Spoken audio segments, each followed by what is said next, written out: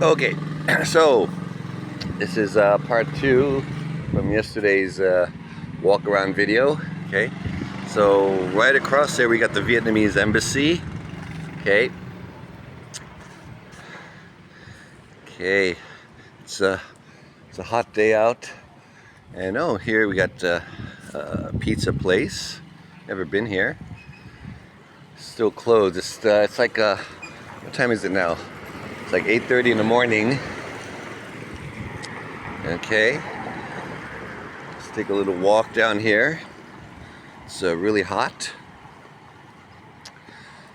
So yeah, if you got any questions whatsoever, feel free to, ask me in the comments section.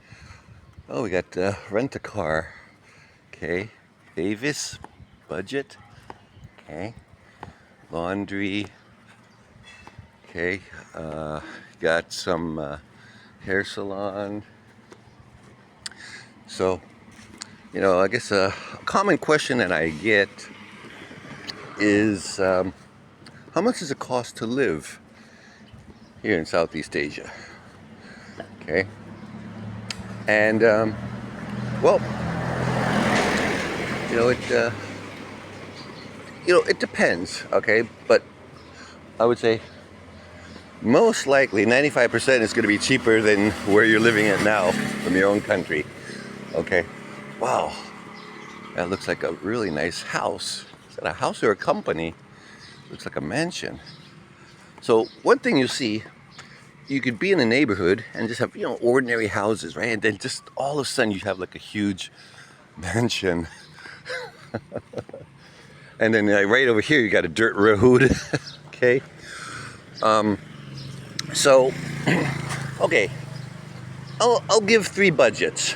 Okay, and I would say this is probably for most of Southeast Asia. Okay, now if let's say you're single, okay, so I would say, okay, the first budget is about $1,000 US. Okay, with $1,000 US, you could live comfortably here. Okay, actually, I live on less than that. Okay, and actually, I eat out every day, 3 times a day. I don't cook at all. It's cheaper to eat out than it is to cook. It's kind of incredible, isn't it? So, so yeah, with $1,000 a day, he'll be eating out every day. Now, when I say eating out every day, I'm talking about local food. Okay, this, I'm not sure what this is.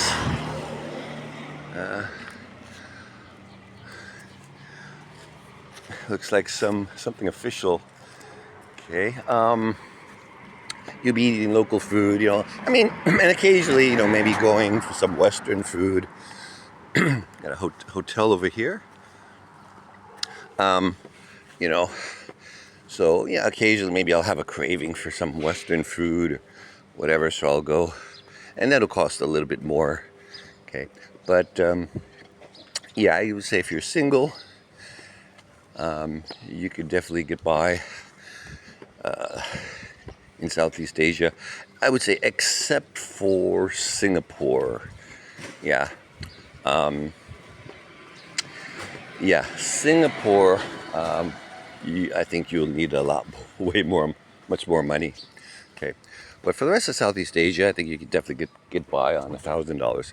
Okay, the next budget, okay, I will tell you is 1,500 US.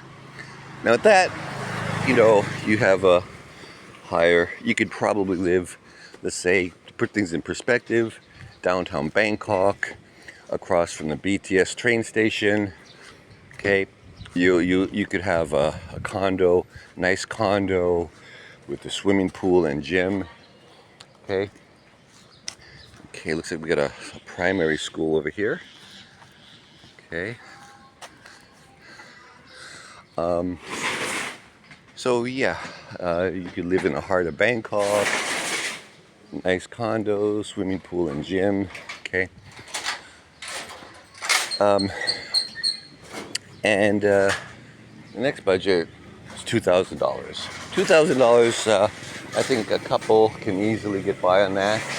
If you're married, okay, or if you've got a girlfriend, boyfriend, whatever. That's, yeah, two people can easily get by on $2,000 a month. Again, you can live in the city center, okay. I would say in most Southeast Asian countries. Singapore, I'm not so sure. I probably need a bit more. Okay. Yeah. So I mean, actually, personally, I live on less than $1,000 a month. My expenses less than that.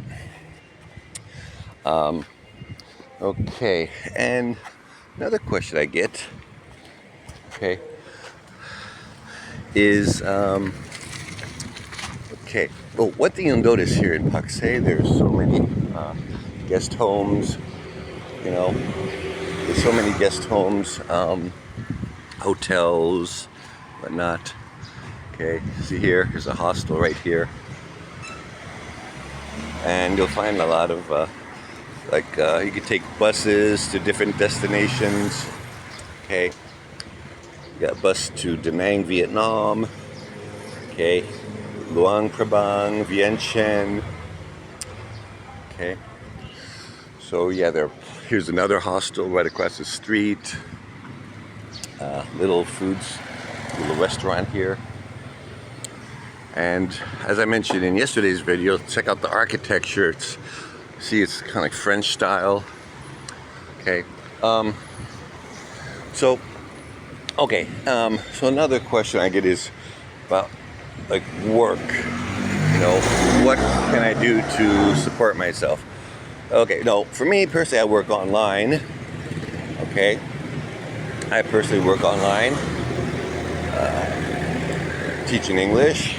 Okay, and I could basically do that anywhere in the world. I just need a good Wi-Fi, good internet connection, and a computer, and I'm good to go. So it depends. If you're able to get some type of online job, okay, where you can work online, that would be ideal. Okay, so you're freelance. Okay, you have a special skill. Let's say you're a programmer. Okay, then you could freelance. Okay, have clients on the side. Okay, you can do freelance work. Or, you know, you could also, you know, if you work for a company, maybe ask to see if it's possible for you to work remotely. Okay, now, if you're a chef or a waiter in a restaurant, that option is probably not possible. Okay, but that's another option. Okay, okay, you got another hostel here. Okay, restaurant. This is a tour agency. Massage over there. A lot of massage parlors. Okay. So, yeah, I think one of the easiest ways of living abroad and working online would be teaching your language. Okay, so if you're a native English speaker, you know, teaching English online. If your native language is Spanish, teaching Spanish online. Okay, that's probably the easiest way to get started living abroad and working online. Okay, so if you have any more questions, please feel free to leave them in the comment section. Ask me anytime. This is Billy coming to you live from Pakse, Laos, signing off.